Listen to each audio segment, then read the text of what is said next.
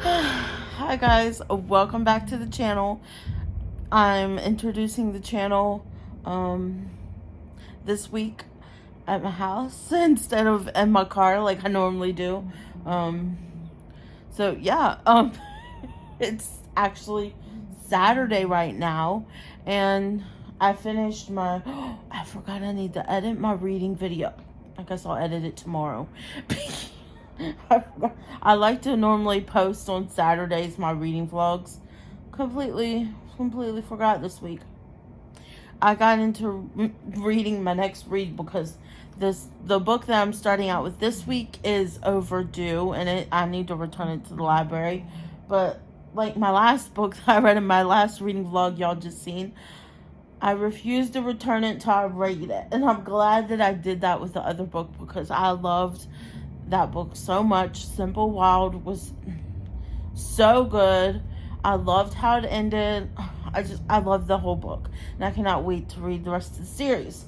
So, anyways, this week is going to be a week of thrillers because all three, I'm not going to be picking a book off of my own bookshelf this week because every single one of these books I'm reading this week, I have to return to the library. Like I said, the first one I'm reading is overdue, so I have to return it like immediately. They give you so long once it's overdue before they'll charge you for like a lost book. So the first one I'm reading is due immediately. The other two, I think I have 5 days to read them before I have to return them back in. And hopefully I can get through all three, and you'll see why after, because after I finish the one that I'm reading now that's overdue, the next one I have is kind of a chunky one, but it's one that I've been wanting to read, or one from an author. Let me correct it. It's an author I've been wanting to read, and I have yet to read any books by him. So, and for good reason. Most of the books are chunky, and I'm just not sure if I would like the writings and all that. So, and of course, I choose all the books that sound interesting to me from this author is also very chunky. They're just all chunky, the ones that I'm like really interested in reading from that author. So, anyways, the book I'm starting out with this week is No Exit by Taylor Adams. Y'all seen me read, not last week's reading vlog, but the week before's reading vlog. I read The Last Word by Taylor Adams and loved it. So I have No Exit now. And this one is a wild ride, let me tell you. I'm already on I just finished page 110. And this is crazy. So it starts out with this girl driving in a snowstorm, essentially, it sounds like. And then her wiper blade breaks off, so she has to stop at a rest stop. Turns out she doesn't have no cell signal, and she was in the middle of driving because her mom has a hold on, K.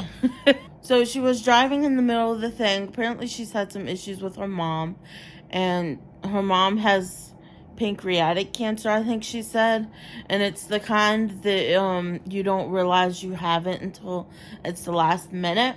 So she was driving to try to make it to the hospital for her mom, and that's during a snowstorm, and that's when her wipers broke off and she had to stop at the next rest stop because her wiper blades aren't working. So she's waiting at this rest stop for the storm to pass. There's these other one that she thinks is a couple. It's a guy and a woman, but she finds out that they're just related. And then there's these two other guys. One guy's name is Ashley. I'm like in the middle of reading this, I don't even know their names.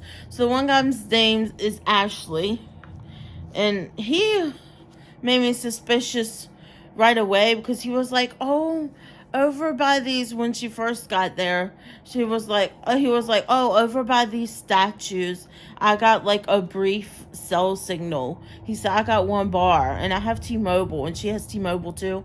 So he's like, I'll take you over to the spot so you can look and see if you can get a cell signal there so she can get her message out. Because she's trying to message her mom and I think her sister. I think it's her sister, that she's trying to message and let him know that she's stuck and she's not going to make it there for a while until the storm passes. So she follows him to the spot where he says that he found the cell signal, and then he just leaves her there. He goes back to the building while she tries to get this signal. I was already like, you're following this guy who says that he found some signal over here by these statues, which is like far away from the building. I thought he was gonna like kill her or do something then, but he didn't. So I'm just like, this guy is, I don't know. So, and then she didn't get a cell signal. She ends up going back inside, or she goes back by her car or something. And she looks like there's a van that's parked next to her car. It looks like a repair service van. She notes that it's a repair service van because there's like a label on the side of the truck or whatever. It looks like they do home repairs. But the windows on the side of the van are like covered by a blanket, except for one of the ones, like the corner, it fell down from the blanket and you could see a little bit inside the van. Well, she thought she seen a little girl's hand, or a little kid's hand, wrapped around the bars of a cage. And she starts freaking out. And she looks inside the window and she sees a little girl in the van. And she starts thinking, who is it that this could be? There's only 3 people inside the building right now. When she goes back inside, she ends up going back inside the building to figure out, well, what am I going to do? How do I approach this? How do I figure out who owns this van and who's got this girl trapped in the back of their van in a cage? It looks like I think she says it looks like a dog kennel, that type of cage. And when she goes back inside, there's a new guy inside the building. Apparently his name is Lars, and he just sounds like the total description of a creep.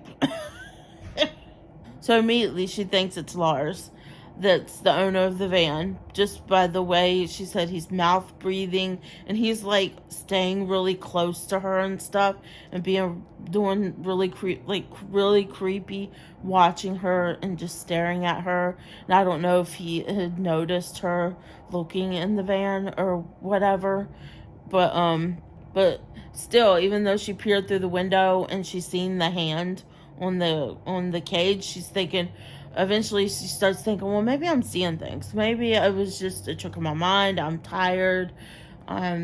Maybe I just seen things, So she's like, I need to go back outside and see if I can get a better look to make sure I seen what I seen.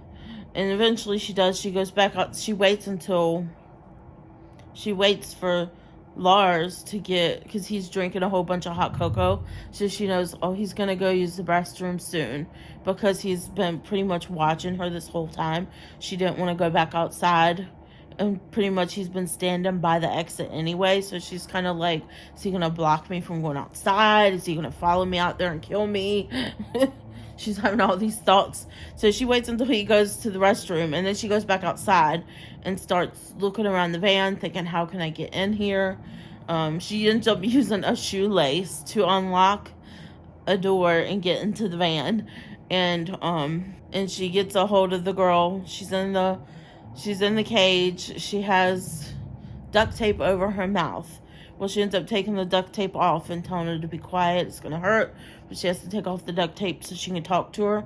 And it turns out that the guy has kidnapped her from California. I don't remember where they're at right now, but I think it's a little further away from California. Colorado? I don't remember. But apparently this guy had kidnapped her from her home in California. It looks like his business is just a front to kidnap children. I'm wondering if this has to do with child trafficking. It makes me wonder. I'm only on page 110, so I'm not sure. But I just found out something big. So she goes back inside after talking to the girls. She says, I'm going to go back inside. I'm going to figure out what to do. She's thinking that maybe she can get one of the other people that's inside the building to help. Somebody she can trust. But I don't think I would trust any stranger at all, period, myself. I think it's a little risky trusting a stranger, to be honest. But she does that. So she thinks, I think the other couple's like an older couple. I don't want to tell you everything. Utah, she's on her, I'll read what the back says. I'll read what I can about the back. Because as you can see, the back is covered by, it's covered part of the way from my library. So I can't read the whole thing. But I'll read what it says, because I don't want to tell you anything too much that's not on the back of the book, because I don't want to spoil it. But it says, on her way to Utah to see her dying mother, she gets caught in a fierce blizzard in the Colorado Rockies, I want to assume. And it says she's forced to wait out the storm at a remote location. What are those things called? Rest stop. No cell phone reception. Inside are some vending machines with a bunch of complete strangers, desperate to find a signal to call home. And I can't read, but it says something. Student goes back out into the storm and makes a horrifying discovery. In the back of the van, parked next to her car, is a little girl locked in an animal crate. Who is the child? Why has she been taken? And how can Darby save her? There is no way to call for help and no way out. One of her fellow travelers is a kidnapper. But which one? Trapped in an increasingly dangerous situation on the edge of civilization with a child's life and her own on the line, Darby must find a way to break the girl out of the van and escape. But who can she trust? So it doesn't really tell you. Of course it doesn't. But let me just say, there's already been a twist that happened. And I feel like because I'm only 110 pages in, I still have a lot of the book left to go. There's going to be more twists. I hope not everybody that's at the rest stop besides her is involved in this kidnapping, because I have a feeling that everybody in that rest stop is involved somehow and she just doesn't know it. My gosh. This book is so good, though. I'm going to keep on reading because a twist just happened that was freaking crazy, and now she might die because she's outside alone right now with this child in the van. The person that she had trusted to help her, we just found out, is in cahoots with the person who's driving the van. So she chose the wrong person to help her. And they're getting ready to come outside after her. So that's where it ended. So I'm like, oh no. And it's like all these little parts here. I'll show you. It started, so now it says midnight. That's where I'm getting ready to go. It's like in different parts. And it's telling you, instead of chapters, there's hours. So I'm getting ready to go into, here it shows 12:01, December 24th. So this would probably be a good book to read around Christmas, because it does take place around the holidays. And it talks about holiday music on the radio and stuff. But yeah, I'm going to get back to reading because I need to know what's going to happen. Is she going to... I don't think she's going to die at this moment, but how is she going to get out of this situation? I feel like they're going to do something to make her, silence her, threaten her somehow. I don't know. They can't just make her disappear, because the other two people that are at the rest stop, I think they're going to notice if they go back inside and she doesn't. So I can't wait to see what the heck this book has in store. I will update y'all probably once I'm done, unless there's some other crazy twist that happens that I need to talk about. But I don't think I'm going to talk about too much more about the book. I think I've told you enough. You have the gist of what the book is about, probably you've already read this book if you're watching this, because it is a older Taylor Adams book. But y'all, I love a good twisty book, so I'm sure there's more twists to come. So I'm gonna go ahead and finish reading this, and I will update y'all with my rating and all my thoughts about the book when I'm done. Hi guys.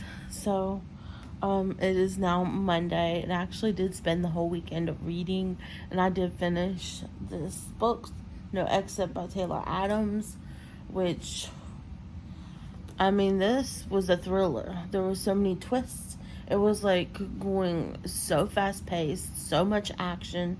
It was a little gory, so if you don't like any gory stuff, I don't know if you would like this, because it's definitely a thriller horror to me. And I say horror because there's more goriness in it. Like, at one point, the bad guy smashed her fingers in a door hinge, and she had to rip her fingers off to get free. I was a little confused by the ending, though.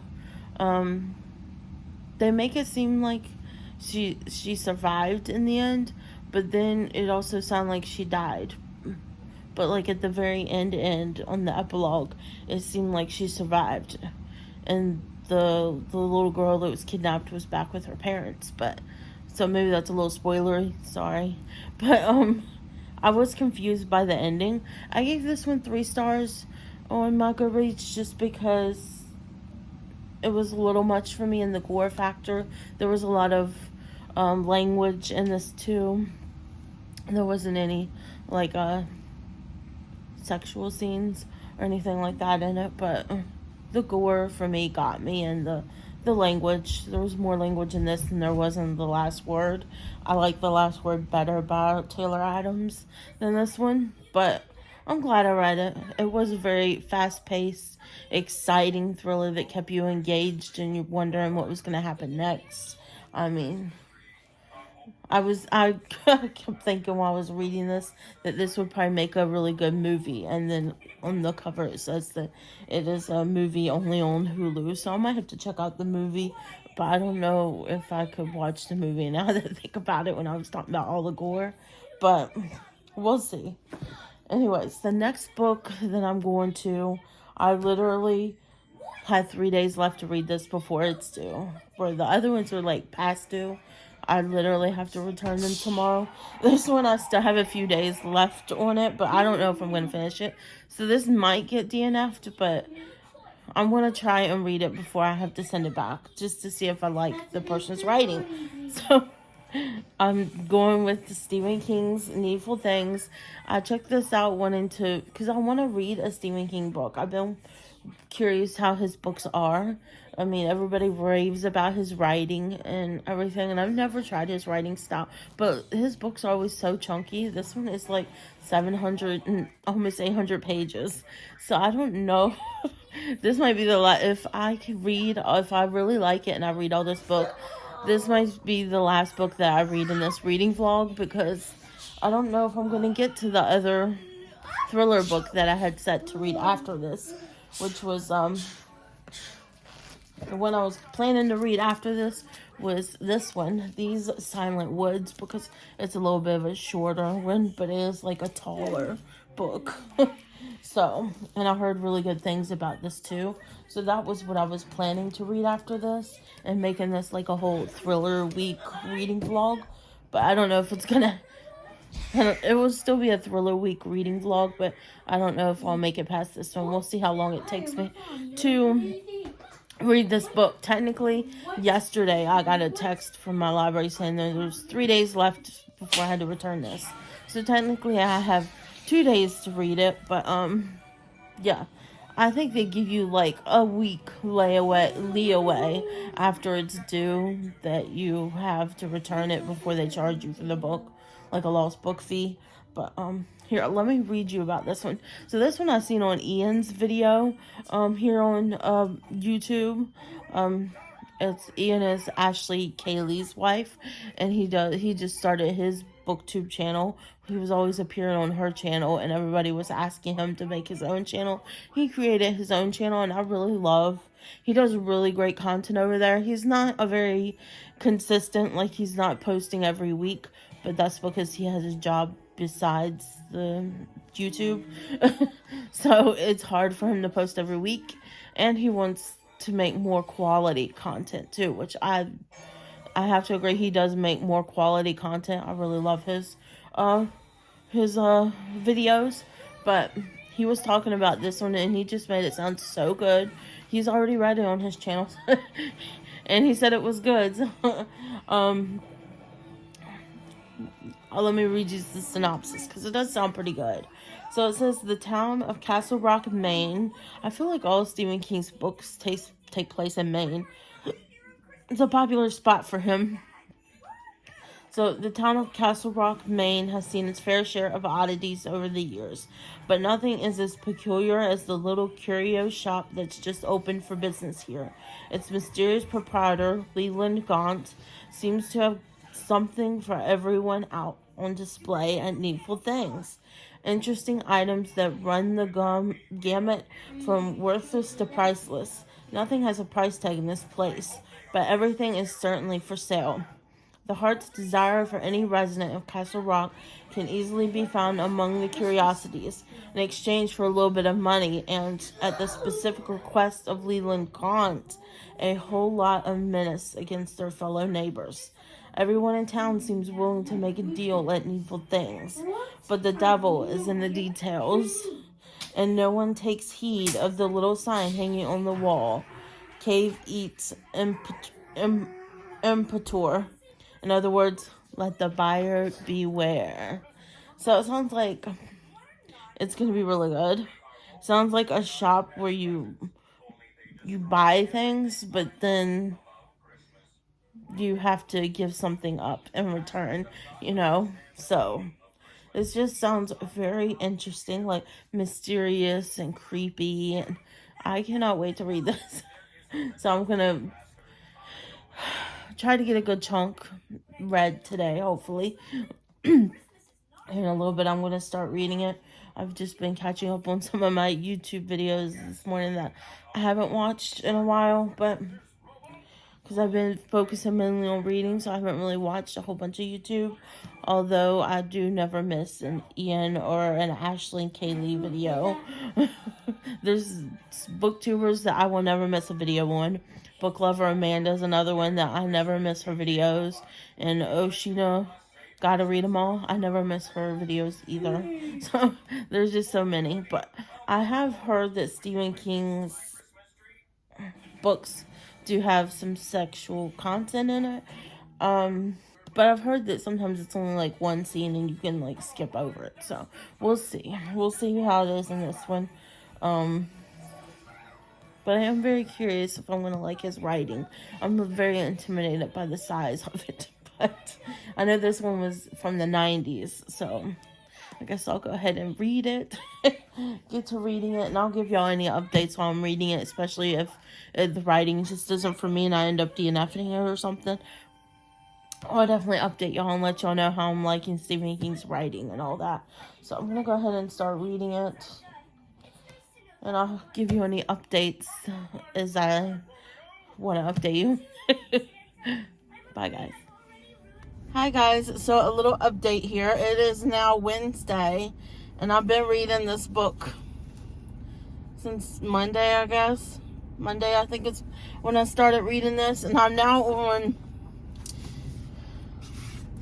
page 177. So this is how much I've read, and this is how much I have to go. So I still have a ways to go. So I'm thinking that this week's videos, or this reading vlog, is going to span across 2 weeks of reading. I don't think I'm going to be doing like straight thrillers the whole time, because I wanted this to just be like a reading vlog, but I have another book that's due that's not a thriller that I want to read, and it's more of a fiction, I guess you could say.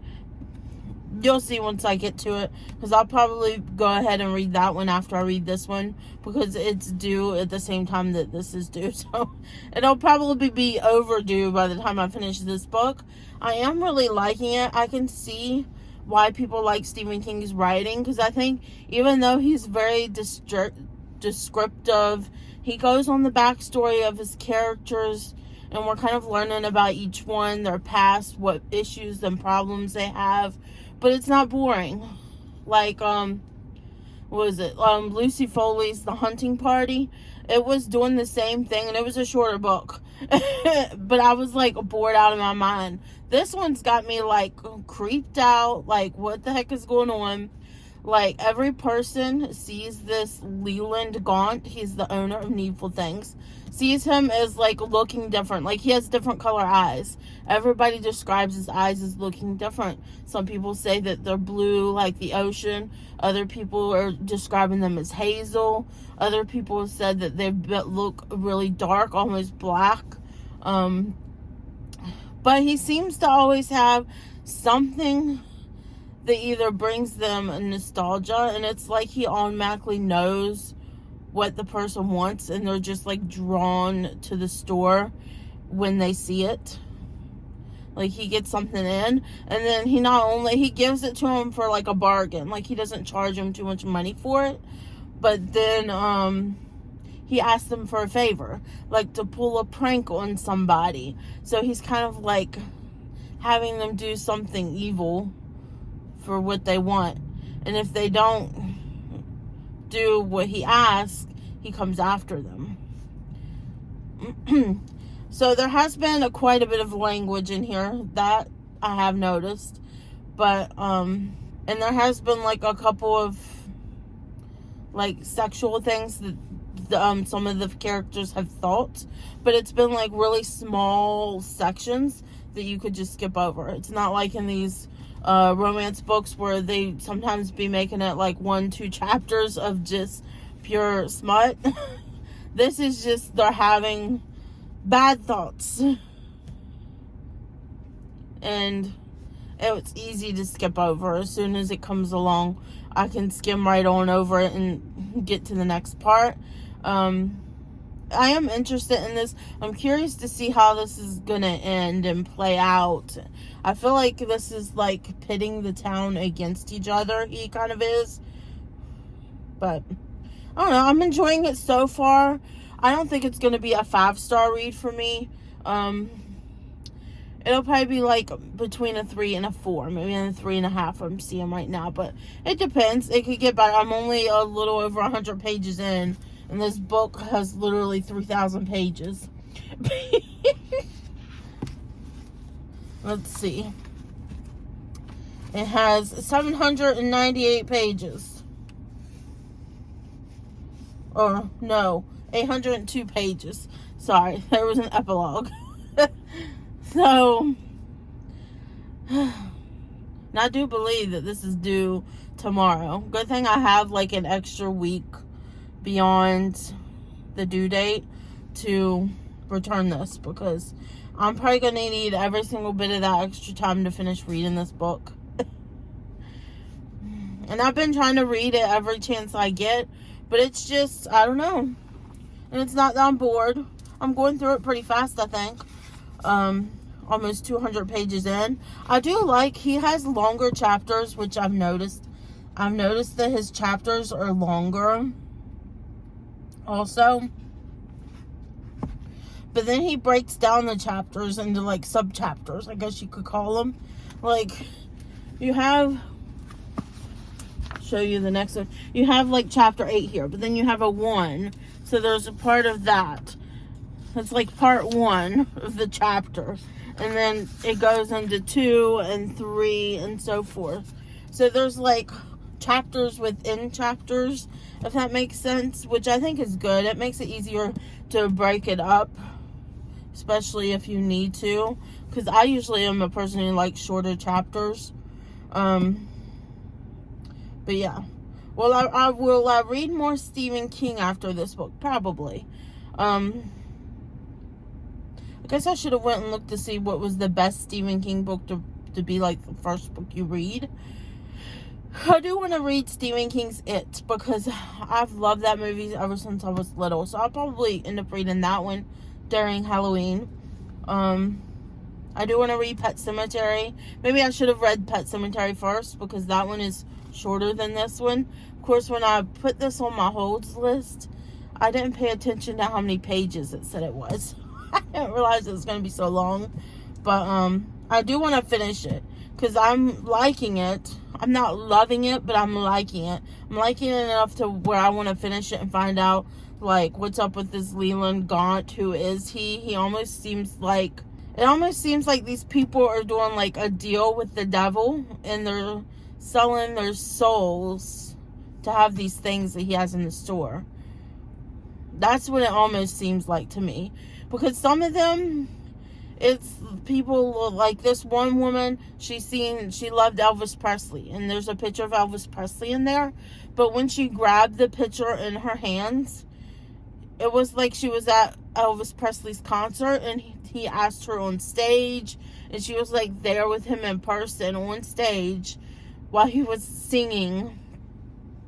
And it was like it put a trance over her or something when she grabbed the painting and everything. And then when she started getting too excited and enjoying it too much, he took the painting from her and was like, "Oh, what are you willing to give me for this?"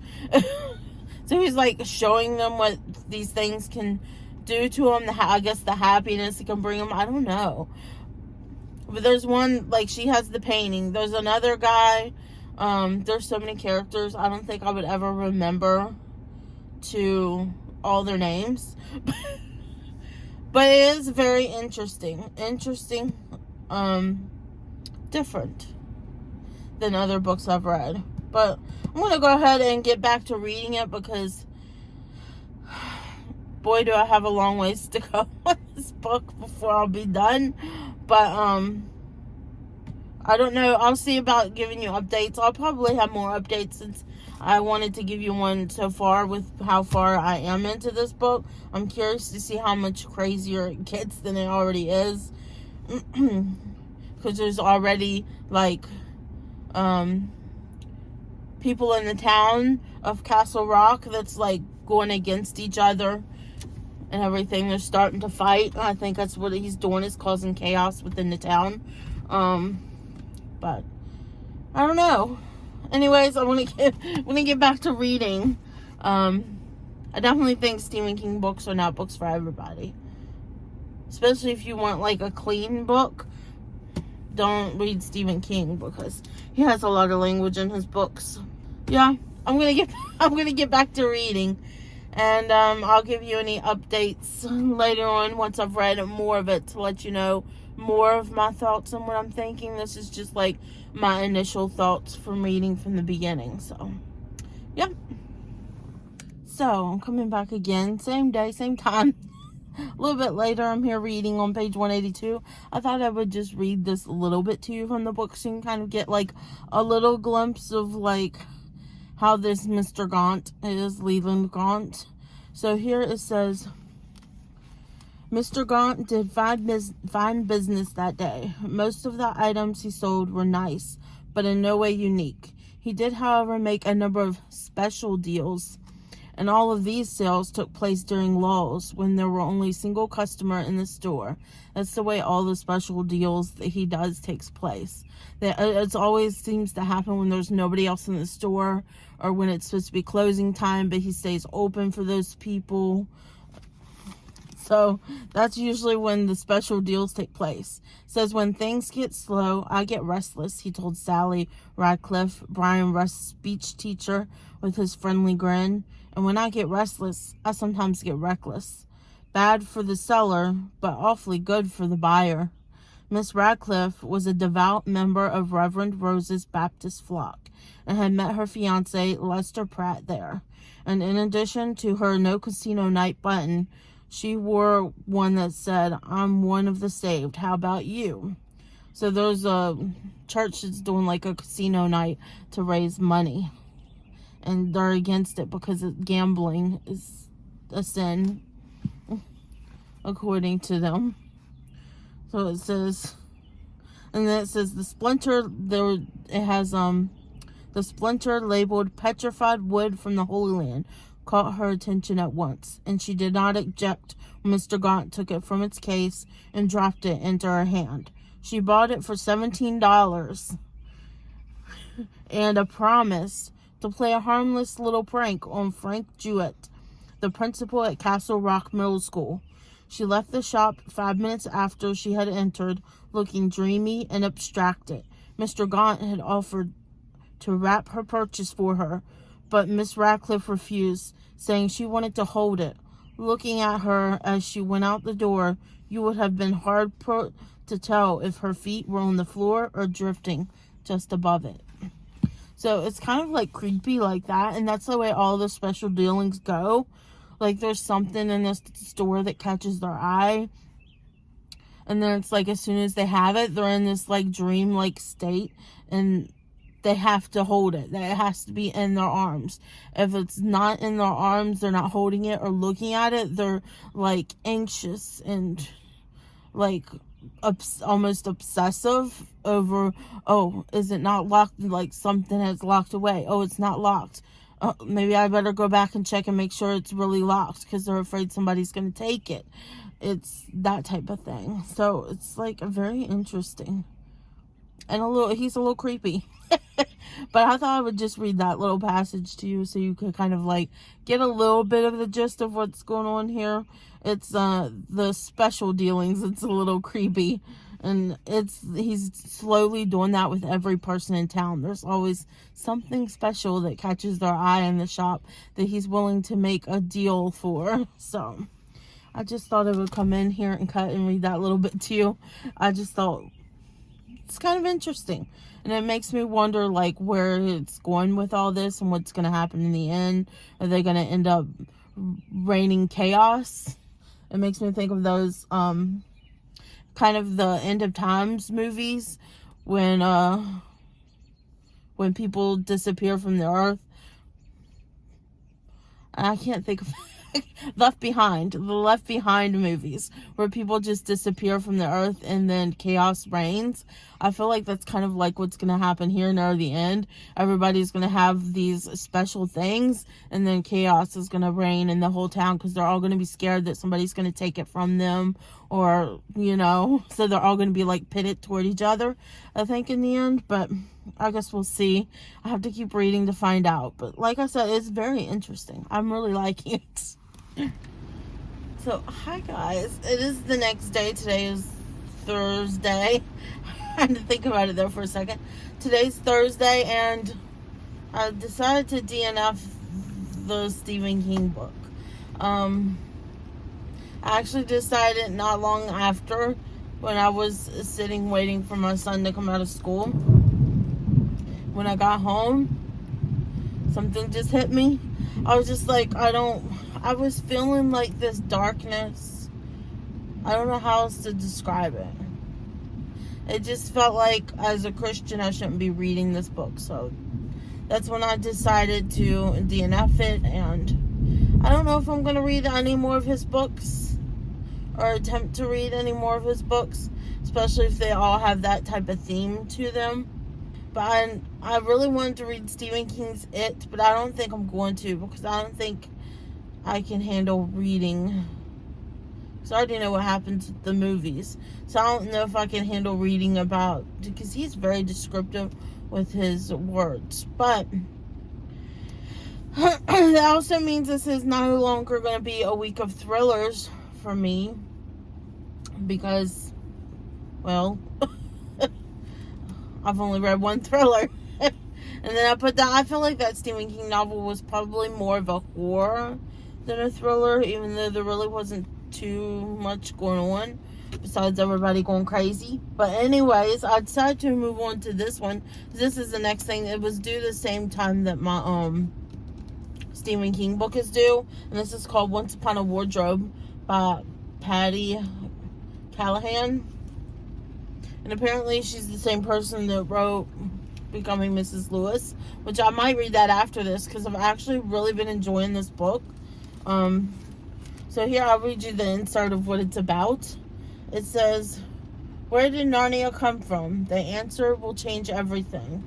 Meg's Devonshire is brilliant with numbers and equations, on a scholarship at Oxford, and dreams of solving the greatest mysteries of physics. She prefers the dependability of facts, except for one. The younger brother she loves with all her heart doesn't have too long to live. When George becomes captivated by a brand new book called The Lion, the Witch, and the Wardrobe and begs her to find out where Narnia came from, there's no way she can refuse. Despite her timidity about approaching the famous author, Meg soon finds herself taking tea with the Oxford Don and his own brother, imploring them for answers. What she receives instead are more stories of Jack Lewis's life, which she takes home to George. Why won't Mr. Lewis just tell her plainly what George wants to know? The answer will reveal to Meg's many truths that science and math cannot. And the gift she thought she was giving to her brother, the story behind Narnia, turns out to be his gift to her instead: hope. So it just sounds so good. I already know I'm going to be crying in this book because her brother is sick. He's dying. It doesn't say exactly what he has, but there's something wrong with his heart, and it affects his breathing. So I already knew from the first chapter that I'm going to love this book. As in the first chapter, you find out he's sick and breathing, and then he discovers this book from C.S. Lewis called Lion, the Witch, and the Wardrobe. And of course, he tells his sister about it when she comes back from a break from school. It's about ready to start pouring. Okay.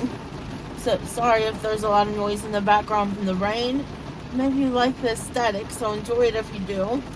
But here I want to read you this excerpt. It was at the end of the second chapter, and that's when I knew I was going to love this book. I'm still reading it. I think I'm only on the third chapter or fourth chapter. I'm on the fourth chapter. But here at the end of the second chapter, she says, and then she also makes this one statement here, and she's talking about it because she understands mathematics. And he asks him, "Have you seen him?" He asks. "Seen who?" "The man who wrote about Narnia, the man who wrote the book." "C.S. Lewis?" "Yes, I do see him quite often. He walks quickly with his pipe and his walking stick along High Street and Parks Road, as if he's always late for something." "I need you to ask him a question." "George, I don't really know him. I've just seen him about. He teaches at Magdalen, and they don't allow women students there. I'm at Somerville. They are a mile and worlds apart. It's the same. It's Oxford University. Can't argue that point, and I'm not one for arguing as it is. What do you want me to ask him?" "Where did Narnia come from?" "I don't understand." "Have you read it?" He asks. His question is the answer. I shake my head. It's a book for children. I'm consumed with physics and the way numbers hold together in the universe. I'm learning about Einstein's theories, and I haven't had time to read some children's book. You're rarely wrong, sister, but you are now. It's not a children's book. It might look like it on the cover, but it's a book for everyone. Please, Megs, I need to know if Narnia is real. Of course it's not real. It's a story like Squirrel Nutkin. And that book you like about a girl who dropped into a hole in the ground, Alice in Wonderland. Alice, he says, this is different. I know you think the whole world is held together by some math formula. His voice has an unaccustomed annoyance to it. But I've thought about this a lot. And I think the world is held together by stories. Not all those equations you stare at. He's rarely angry, and this might not even be anger, but something sparks up like a quick flame. My, I see. I feel my eyebrows lifting. You've definitely given this some serious thought. Please just ask Professor Lewis, Megs. This book of his is different. It's as real as Dad's apple trees outside, as real as Mom's flowers, surely as real as this house. I need to know where it came from. George doesn't have to say any more because I realize the answer he wants means life and death to him. If my little brother needs to know where Narnia came from, I will find out. I will ask him, I promise. From that moment, the weekend slips through my fingers like I'm trying to hold on to morning fog. I stay with George, and I study until my eyes burn. I flop around the house in an old wool sweater and fuzzy slippers. I think sometimes of the others at the university who are having chat in groups, and I feel so disconnected from them. It's not that I don't want to wear the latest fashion of pleated skirts and cute cardigans and have a smart exchange with a handsome boy in a waistcoat, but I just wasn't made that way. It's also uncomfortable. I don't understand how girls get their hair in sleek ponytails or wear it in a bouffant while my dark curls spring wild in the wind about my round face. Their skin is smooth and porcelain, while the freckles on my cheeks and nose will not be covered with powder. And here's this part they got me. They call me cute. I've heard them, but not beautiful. Never that. I was always called cute growing up. I've never been called beautiful, even from guys. They've always told me I was cute, but never beautiful. So I kind of get her from that vantage point of always being called cute, but never beautiful. And then she says, mathematics doesn't care what I look like or what I wear. And that's what I've been focused on all weekend. On Sunday, right before I prepare to leave, I sit down and open the book that has consumed my little brother, that has him hiding in the wardrobe, telling me about fawns and beavers and winters where Christmas never comes. I can read to you before I go to the train station, I tell him. Would you like that? He smiles. Yes. Once there were 4 children whose names were Peter, Susan, Edmund, and Lucy. I mean, to read for just a few minutes, to show them I'm not some prig about math, that I can read fairy tales as well as anyone else. A few minutes, I said. Just a few. But when I look up hours later, having missed the train, and the final pages resonate in the room with my tears blurring the last lines, I understand my brother. I understand it all. We absolutely must find out where Narnia came from. And I just thought that, I don't know, I love that quote where she finally reads the book and she understands why he needs to know where Narnia came from. And that just really touched me. So I'm very curious. So I've already gotten to the part where she's, at first she was kind of like, hanging outside as she followed him. She went to one of his Professor Lewis's teachings, and then she proceeded to follow him all the way back to where he lives. After that, on campus at Oxford, and then she starts going there every day, hiding behind bushes and stuff, and looking at the house, trying to convince herself to go in and say something to him to ask him where Narnia came from. Well, until this one day when she's looking at it through the bushes and somebody comes up behind her and be like, can I help you? It turns out to be C.S. Lewis's brother, and apparently they lived there together. She says, yeah, I want to ask Mr. Lewis about a question. And he's like, well, would you like to come in for some tea? So he invites her in for tea. And she ends up going in there with tea. And this takes place back when The Lion, the Witch, and Wardrobe first came out. Which I'm not exactly sure when that was. But when the first print of it was. But it takes place then. So she goes inside for tea. And she meets Mr. Lewis. And she asks him, where did Narnia come from? And he proceeds to tell her not exactly where Narnia come from, but like stories of their youth, from his youth.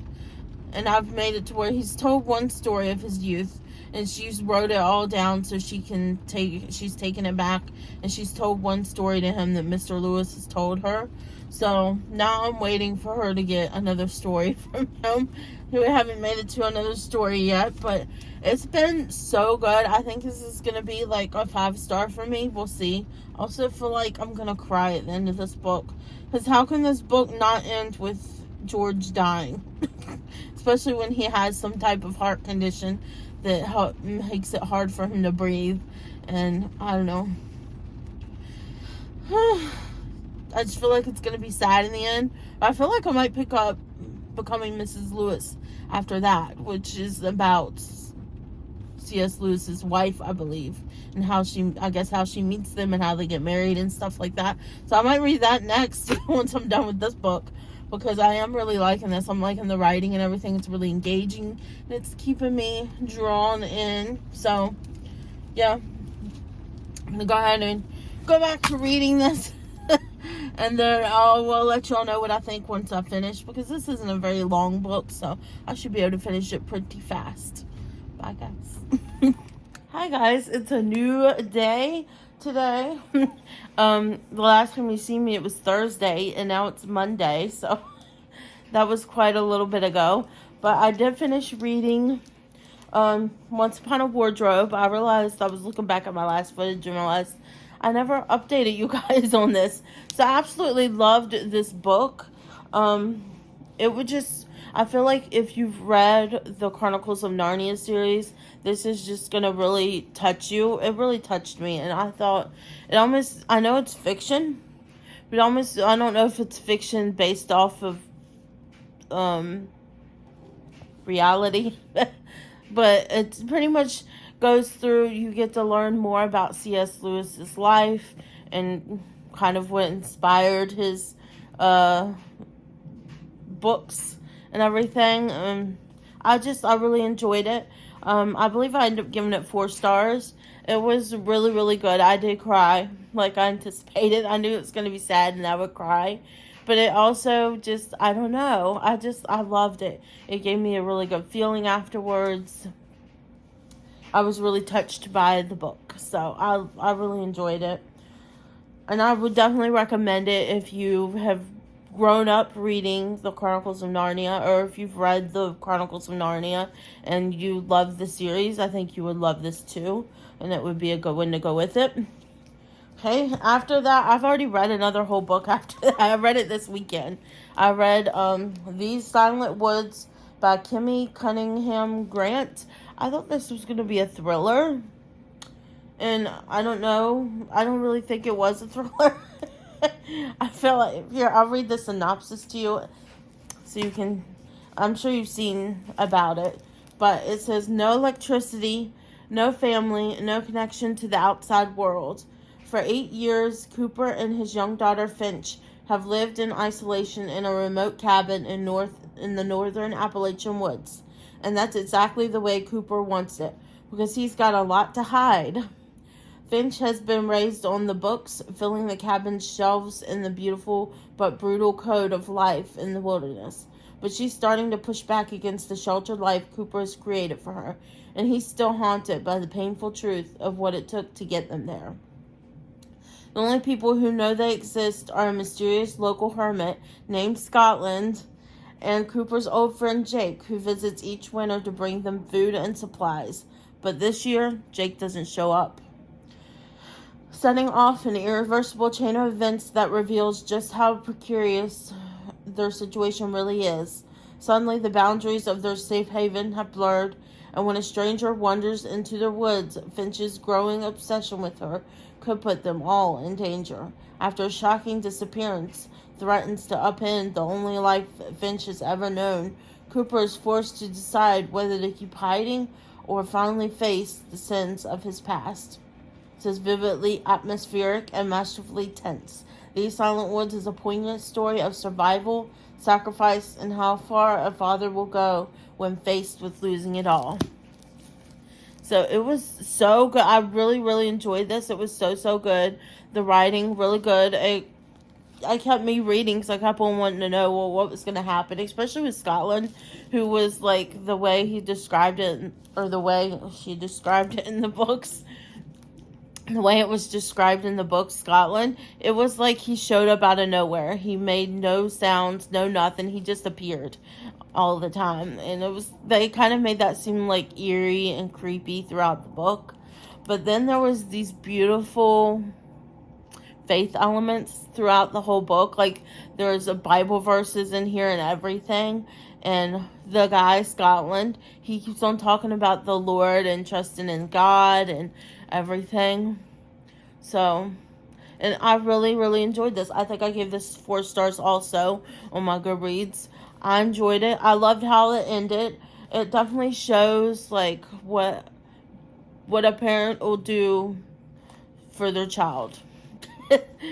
Like, if you're a parent, then I would recommend this. If you're a Christian, I would recommend this too. It was very, very good. I don't think there was any language in this at all. It was clean. And it wasn't really like a thriller. I think it was just very interesting. And there, like I said, there was Bible verses throughout. There was like little sprinkles of faith in here, and I really, really loved that. So I did give it 4 stars. I might have to check out more books from this author to see if I like other books written by him, because I did really enjoy this one. So then the next one I moved on over to, and I just started it yesterday / this morning, is Fortress of Snow by Melanie Dickerson. And this one I know I picked up because of Book Lover Amanda. Oh, this one I ended up picking up because of Ian and Ashlyn Cayley. They read these in a reading vlog, I believe.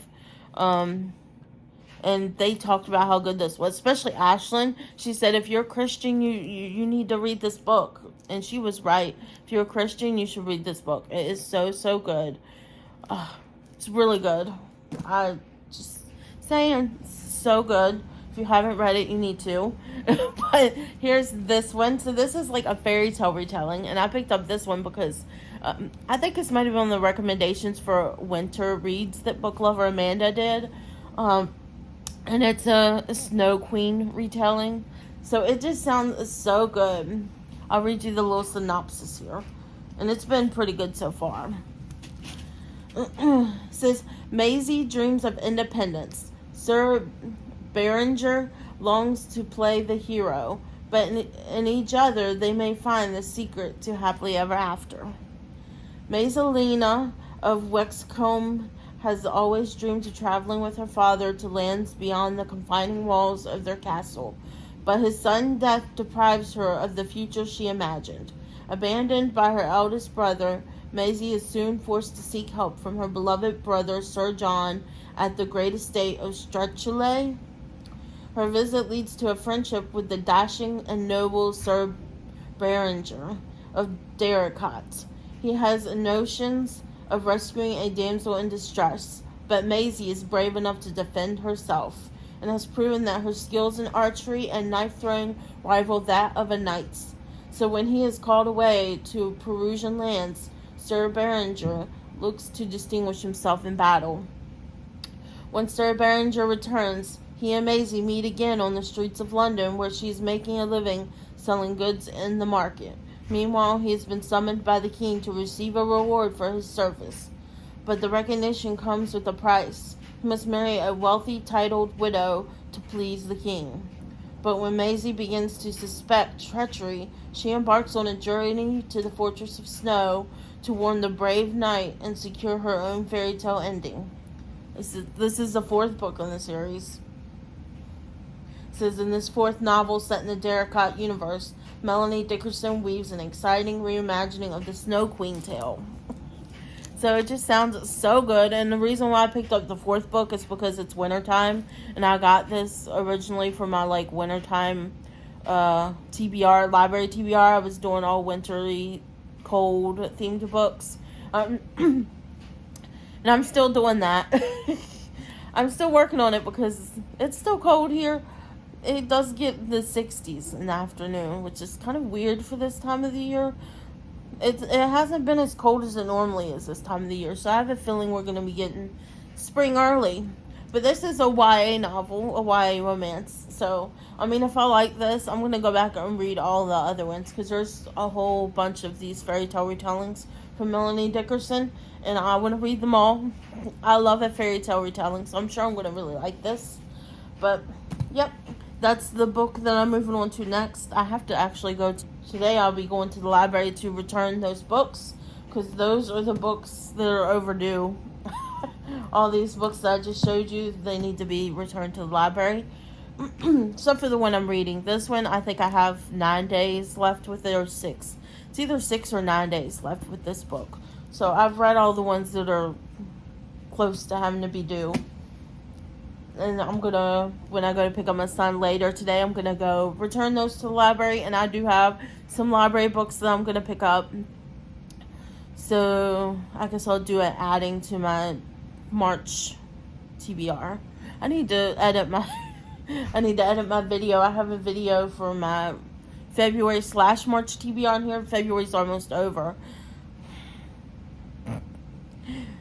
I did so bad. I don't want to stop reading to edit. Is that terrible?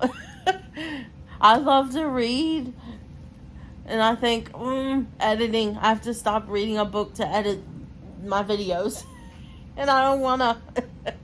But anyways, I'm gonna go have breakfast because it is early in the morning. I just did my daily devotional and read my Bible this morning. I'm doing the reading through the Bible in a year, and I'm on Deuteronomy right now. So far I've been keeping track with that. There's been like a couple days, like 2 days I think, that I missed during the weekend, but I've always, like, the next day I just double up and read them both. I'll read twice as much the next day, that way I can catch back up. But I've been doing pretty good with my reading the whole Bible in a year thing, which I was going to do like an individual video of that, but maybe I'll just, as I go along with my reading vlogs, maybe I'll just talk about it there. I am on Deuteronomy now. There was some that was getting kind of like, because it's just talking about the laws. One was about building the ark. There's just some things, it's like about building things and stuff that's not as interesting, so it's hard. It's hard. I cannot wait to get to the New Testament, though. I love the New Testament. That's probably my favorite when you're talking about Jesus' life and his disciples and stuff like that. That's my favorite part of the Bible, so I'll be excited once I get to that part of it. But anyways, I'm going to go have my breakfast and then probably continue on reading. Maybe I'll edit my video for my February/March TBR. And yeah, I'll talk to y'all soon when I'm done probably reading my book, Fortress of Snow. I don't know if I'll do any updates, but we'll see. If it needs an update, I'll give an update in between to let y'all know how it's going. Okay, bye. Hi guys. So it is now Wednesday. I had to think about that for a second. Now it's Wednesday, and I have finished Fortress of Snow by Melanie Dickerson. I love this book so much. The main character here, Maisie, she is such a strong female character who, no matter what happens to her, she just perseveres, and she prays a lot, asking God to help see her through it. She prays for this guy in here that she loves, and I loved it. This was like a slow burn fairy tale retelling. It's supposed to be a Snow Queen fairy tale retelling. It was very much like a slow burn romance. I loved it. I'm gonna go ahead. I gave it 4 stars. I'm gonna read the rest of her Daracot Tale series. I have to get them. I think they have them all at my library, so I'm gonna put the rest of them on my list. And you know what I realized? I think I actually own one of these. I forgot my husband got me one of these books when he was telling me to send him some books of what I would like if he got me something, and he did get me one of these. I just don't remember which one it was, but I would have to look on my shelf and see. But I really, really enjoyed this book, and I didn't think it's a YA novel, but I didn't think it read too young. I really enjoyed it. Had a good time reading it. It kept me engaged, fast-paced. I love the main character, both of them. I hated her brothers. Hate is a strong word. I disliked her brothers. Her father dies, and then her brothers are pretty much don't even care. The brother that's supposed to take her father's place at the castle that she was living in after her father died, he came because he's the heir or whatever. I forget what the title is. Her father's title was. But the brother comes, and he's supposed to be the next heir, and the first thing he does is he's like upset and that her father hadn't found somebody to marry her off to yet. She's 16, I believe, at the time when he comes. And he's upset about that. And he's just going to marry her off to the first person he can, which was some old dude. She says that it was like the same age as her father, who is a widow and a rich widow. But he was pretty much just going to marry her off to the first person he could find just to get rid of her. So she ends up fleeing and going to see her other brother, Sir John, who is working in another town for a king as a knight. Because she remembers him really caring about her when she was younger and stuff. But then she gets there and he's pretty much the same. Like, he acts like he doesn't care about her either. Like, neither of her brothers care about her. I want to hit them in the head with these books. Like, what the heck kind of family is that where your brothers don't even care about you when your father dies? And on top of that, this Sir John, her other brother, didn't even come to her father's funeral.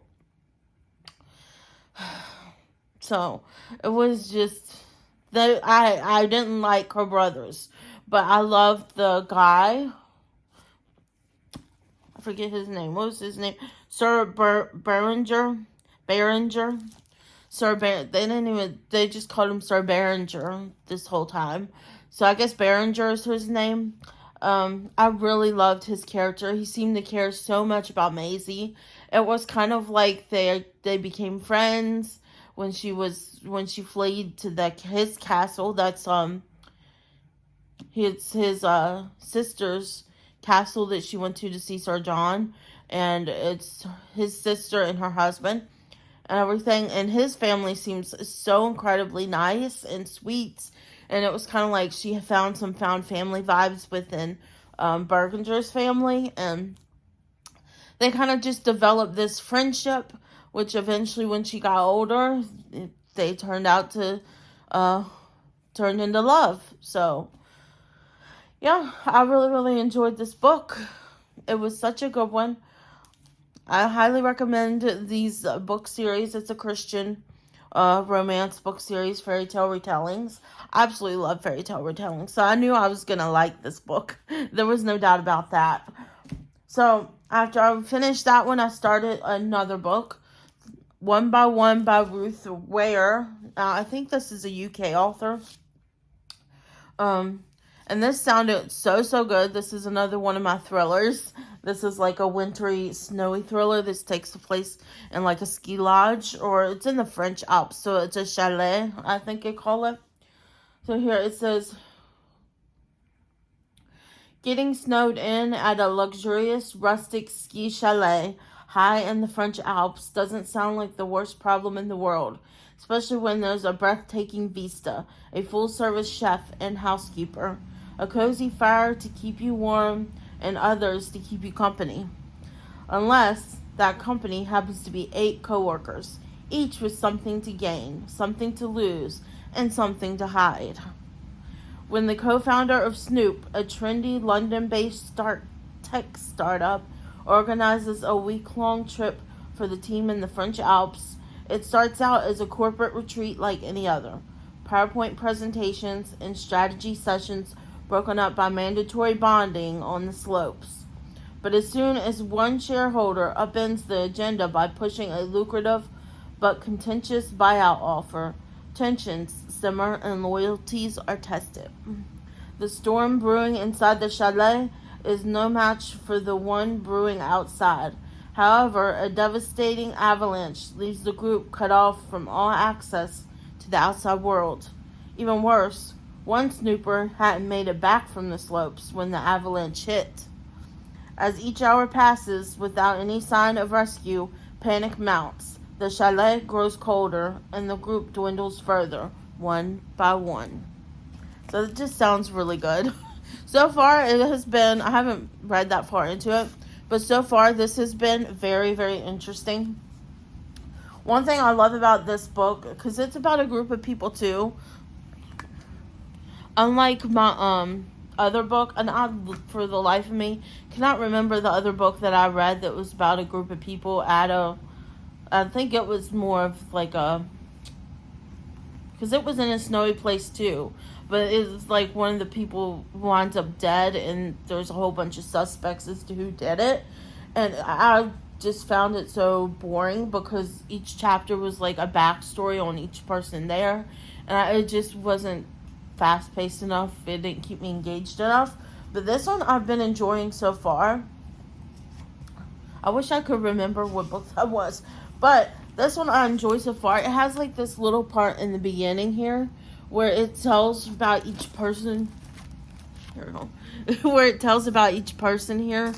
And it's like a little backstory on each person that you're going to be seeing throughout the book and everything. And then it has this little article here where it talks about the people that are dead in the beginning. And then you go into the book where it says 5 days earlier.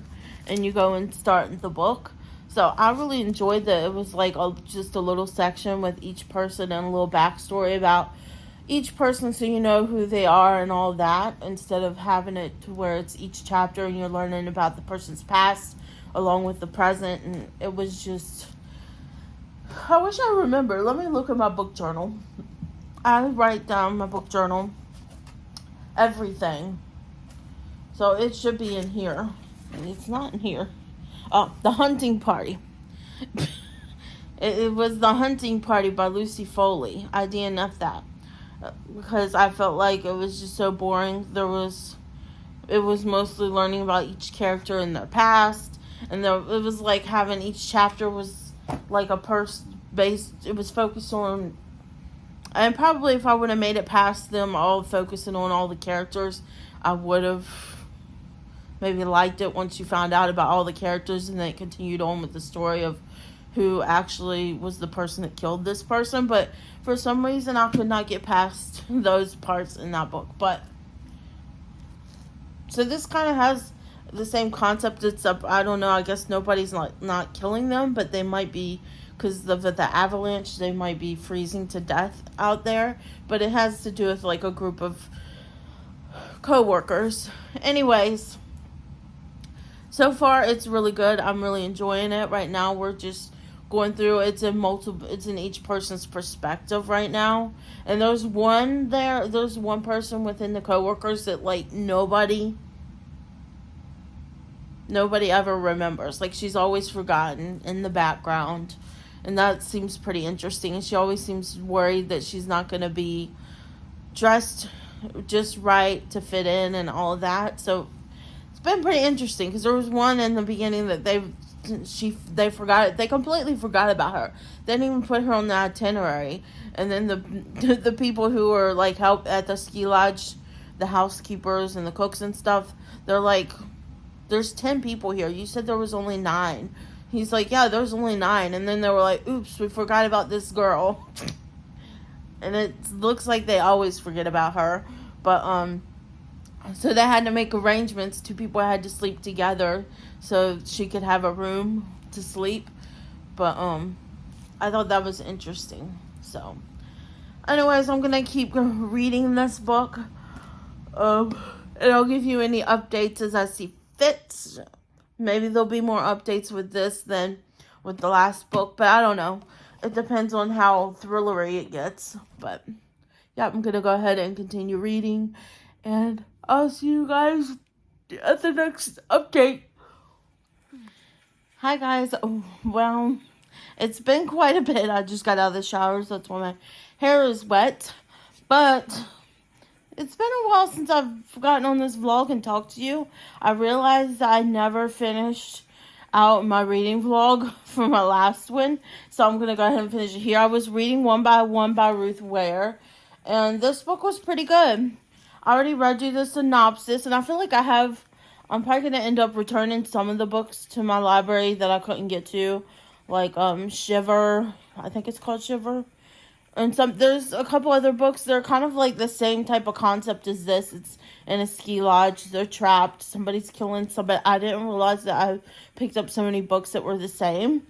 But, yeah, I probably will be returning some of those today, because I'm just getting so many books that I'm getting a little overwhelmed and not being able to read them all. So I do feel like today's Thursday, by the way, and it's Thursday of the next week from the last time I've talked to you guys. I am planning on editing this video tomorrow, which is Friday, and posting it. So I did like this book. It was very interesting figuring out who... I mean, they got locked. An avalanche came while they were out skiing, this company, and then they all end up getting stranded in the lodge. Some people got locked outside. They didn't get inside of the ski lodge or chalet because it was in the French Alps before the avalanche impacted them, and then some people were stuck inside, and then people started dying one by one. So it was very interesting to find out who the killer was. I didn't really guess it. I should have. I feel like I should have, because I feel like it was just the most obvious one in the beginning, who was being like the sneakiest one out of the group. But it was okay. I think I gave this either 3 or 4 stars. It did keep me engaged. I did think the reading was really good. I would pick up another book by Ruth Ware, just to see how it is. But it kept me engaged. It kept me wondering what was going to happen. I didn't really feel like bored. I felt... the only reason I think I gave it 4 stars is because even though I really did enjoy it, and it kept me engaged, and it kept me going into the story and wanting to find out who this killer was and who they were going to kill next. It took me longer to read, so that's why I knocked it down to 4 stars. I don't know why, for some reason, because thrillers I usually fly through, but for some reason, even though I was fully engaged into this one, but of course it was a longer one too. It was like almost 400 and something pages, I believe. It was pretty long. It was almost 400 pages, 369 pages, which I feel like is a little bit long for a thriller too. But overall, I did really enjoy it. I like that it wasn't too like technical into skiing and all about skiing. It was more about this company. I think that's why it was entertaining to me. So it was more about this company and this app that they created, and their people were trying to buy them out and everything, and they were going on this company retreat to figure out whether they're going to accept the buyout or whether they're going to keep the app for themselves and try to grow it and update it and everything. So yeah, I think that's the part that really kept me engaged, because I was really interested in that part of it. But yeah, that's it for this week. I hope you guys enjoyed this video, and all you have to let me know in the comments down below if you've read any of these books that I read this week. I really, really had a good week. I really enjoyed all the books that I read this week, except for the Stephen King book. I don't, which just makes me wonder if I'm even gonna like any of his books. I might try one or two more. I might try Pet Sematary, because that one I know is a shorter book from Stephen King, and I did like the movie Pet Sematary, so I might try reading that one. I heard that one's pretty good, and I know it's not quite as chunky as Needful Things was, so I think maybe that's part of the reason why. I don't know. Part of it was just, it felt really dark and ominous, and I guess that's the whole part of a horror book, isn't it? To feel dark and ominous, and I don't know.